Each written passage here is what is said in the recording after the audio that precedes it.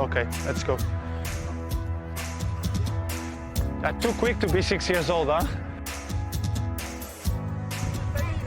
Oh! He's on your team.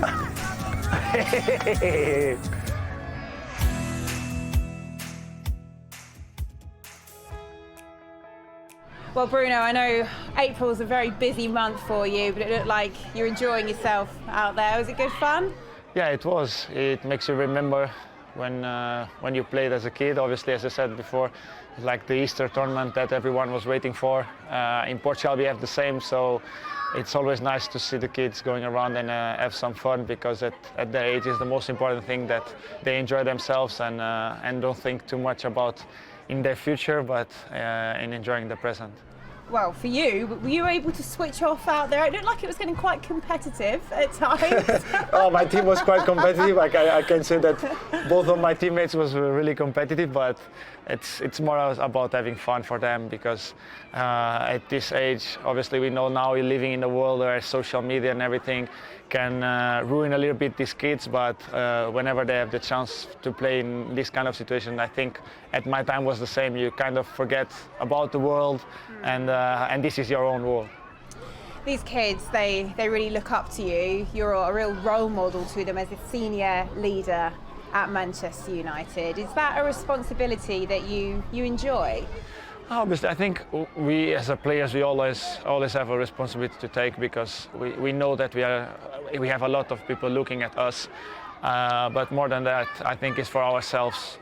First of all, I think we all try to be the best version of ourselves, even when it comes out of football, to try to make people doing the right things, even if on the pitch it can look different, because obviously we are really competitive and we all want to win, and obviously the emotions of the game take you a little bit out of control sometimes, but obviously you always try to give the best to the outside, and trying to make you understand that whatever happens on the pitch stays on the pitch, and whatever is off the pitch is completely different. Obviously, as I said, it's more about trying to enjoy ourselves. Even in these moments, I think I enjoy myself more in these moments than on being on the pitch. I love to be on the pitch. I love to have that competitive vein that I have, but obviously here in this moment is where you forget all the problems you have, all the troubles that you can be involved. This is the moment where you enjoy more yourself. That emotion you talk about there, that passion that you have on the pitch, do you sometimes feel as if you're a little bit misunderstood, maybe? No, I think obviously sometimes I go over the line, I know that, but as I said, it can happen with the game, and it's difficult to control the emotions, but I never try to be disrespectful with anyone. Obviously, as I said, we are all competitive, we all want to win, and I just think that the way I play, the way I feel the game, the passion that I have for the game is the way I feel better, and I feel that I can give the most to my team and to my club. That's why I play in that way, and also I've been like that since I was 7 years old. You know, I don't want to lose any game. I'm really competitive. I'm always trying to push and to give the best of myself, but also pushing from the others the best of themselves. Because if I ask someone, or if on the pitch you see someone that I'm speaking to them and trying to say something to them, is because I believe that they can do better than what they're doing, or sometimes it's even just giving credit to them, but obviously in the television you can't see that, and you can see the waving out of the arms and everything, but the waving out of the arms doesn't mean that you're moaning at someone or something. Sometimes it's also the way that you can express yourself on the pitch, where 75,000 almost in Old Trafford is difficult to make you feel or listen to other people, so you have to make gestures with your arms. So it's I kind of understand what's going beyond that, but it's not that I can't control that. So we all know the pundits have to say something, they have to keep their work, and as most bad things they say, more work they get sometimes. So we just have to live with that. But for me, it's about my teammates being okay and happy with that. Whenever they are not, I like them to tell me, and so I calm myself down. I suppose with what you're saying there, Anfield, the 7-0, that's what comes to mind there, perhaps where your character was talked about a lot. Do you understand that? And when we look back at that game, after the high that was the League Cup final, how do you reflect on that period? Obviously, we all know that the 7-0 defeat was not our game, was not our performance level. I think first half was really good. We did really well. We had a moment where we disconnect and we concede a goal. I think it was a really good game, intense, where both teams played really well in the first half. Second half, I think after the second goal, we disconnect as a plan that we had made for that game, not disconnect on passion or togetherness or everything that we had in the past. No, it was not about that. I think we had a plan and we didn't. After the 2-0, we felt like everyone wants to try something to help, and it went in the opposite way, in the wrong way. Obviously, we all know when a team loses, everyone wants to find out, or trying to find out who was the problem or who is more responsible of that. I think in football, for us, inside of the pitch, is everyone responsible in the same way. It doesn't matter if the goalkeeper does a mistake, if the striker doesn't score, it will go global and not in one player. But obviously, I'm okay to take the focus on a 7-0 defeat.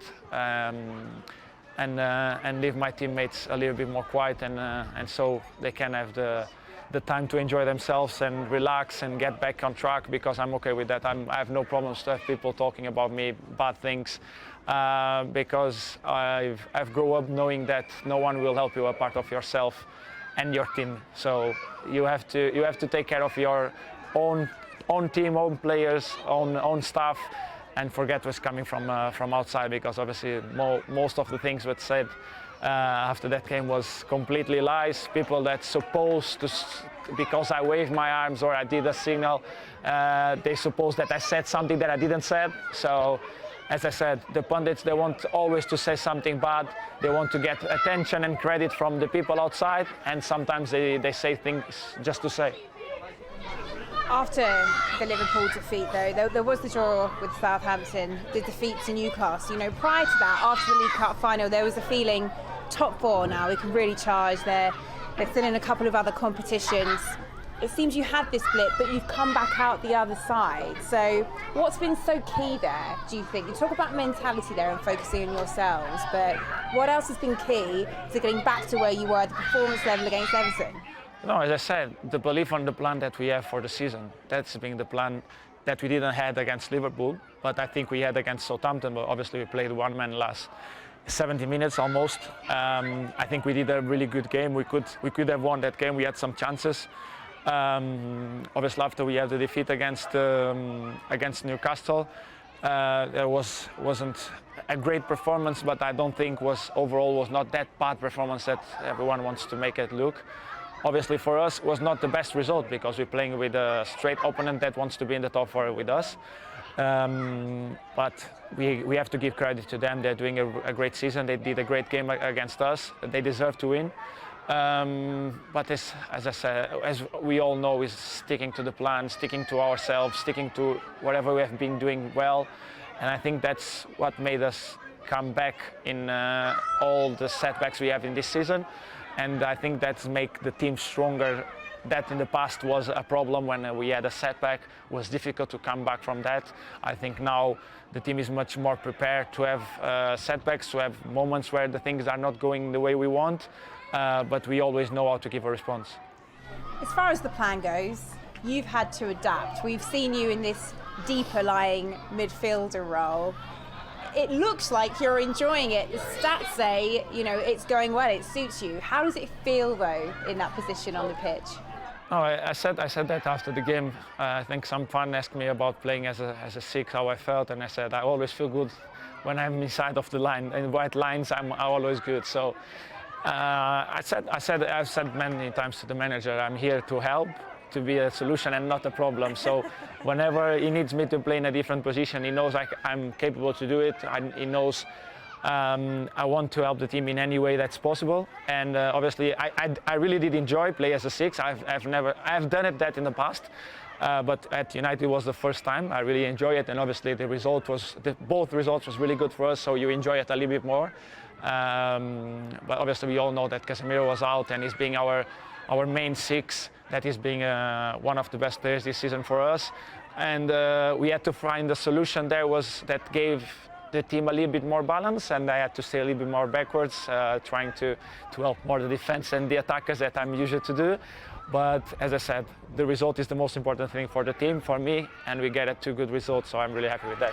And with Casemiro coming back in, Christian Eriksen also making his way back from injury, what's been the communication from Erik ten Hag? Because I suppose the trouble is when you're playing well as a 10, as a 6, you can do it on the wing as well. Where do you sit in this side going forward when everyone's back? We have to see what the manager wants to do. As I said, I'm more than open to play whenever he wants me to play. On the pitch, not off the pitch, I said to him. Obviously, as I said, we have a great team. I think now with them 2 back, we have finally probably the midfield all together with a lot of qualities, everyone different qualities, so that's good because we have different games where we think probably we need different things, different qualities on the pitch, and I think can be much better now for us also to going into the teams and we can change during the game many things, different positions, players that can play in different positions and can help the team. So let's see what the manager wants to do. Is his decision, and we have to go forward with that. And as I said, stick to his plan. I suppose having that flexibility is so important when you're still involved in various competitions as well. On a personal level for you, you've featured in 47 of Manchester United's 49 matches this season. I need you to let us in on a secret. How do you keep yourself so sharp, so focused, in such good physical condition? Because so many of the key players around you, unfortunately, they have had to miss periods of the season, but you've managed to be there the entire time. So what is the secret? It's a double session, the one that I do it at training and the one that I do it with my kids at home. It's tough, but they make me be on form. No, obviously, I don't know, when I was at Sporting was kind of the same thing, you know. I think I was one of the first players in Portugal to do, I think I did like 56 games only for Sporting in one season. And obviously the doctor was always there trying to call me, you know, and end of training I was there doing some shoot and everything, and the doctor was from the window just knocking on the window and saying, come inside, and we had Rafinha at the time that is now in Barcelona. He had some problems with me because he had some injuries, because he stayed with me outside doing shooting, and all of a sudden after 2 games he had some injury, and the doctor said, this is your fault because you stay outside, you pushed them to stay with you and now they are injured. Everyone's staying at your level. But obviously, you know, I just enjoyed playing, and I can do it. I'm physically available to do it. I don't know if I have any secret. Probably my mom and my father will know, but they made myself in a way that I can be available for every game, and hopefully I will be until the rest of the season. Well, you have already lifted silverware this season. As we've mentioned there's still opportunity elsewhere. You've got the Europa League, the FA Cup, you've got the chase in the top 4 as well. If I could guarantee you one of those now, which would you pick? Europa League and Champions League football, or lifting the FA Cup? I can't choose one, obviously, at this club. If I could guarantee one to you, though, I'm not asking for a preference, no, but you get to... It's difficult because I know how much the FA Cup is important for the country, for the club also, and it's something that I want to win also, because will be the second time that I'm in a semi-final. The last one was not so good, so hopefully this time will be different. Obviously, we want to win Champions League next season, so top 4 or winning the Europa League. Either way, if we can do both, better, but either way will be okay. So that's why I can't choose, because if I choose the FA Cup, I can stay without the Champions League next season, and I think this club deserves to be there. These players deserve to be in the Champions League, so it's tough to choose. At this club you can't choose one, you have to go for all of them. Or the bare minimum maybe at this stage that you would like to walk away with at the end of the season. What would you really call success with this club this season? Going Champions League, winning the Europa League and the FA Cup. I think, as I said, that this club has to be winning everything that you have ahead of you, knowing that you have great teams like Brighton that is doing an amazing season, that we have them in the semi-final, playing Sheffield or City in the final. After the Europa League, you still have great teams over there, so it will be difficult. The top 4 in the league, we have teams that want to fight for that. Newcastle is there with us. We have still Tottenham behind us, so it will be tough, but we want to be on the top 4. We want to win the FA Cup, and we want to win the Europa League too.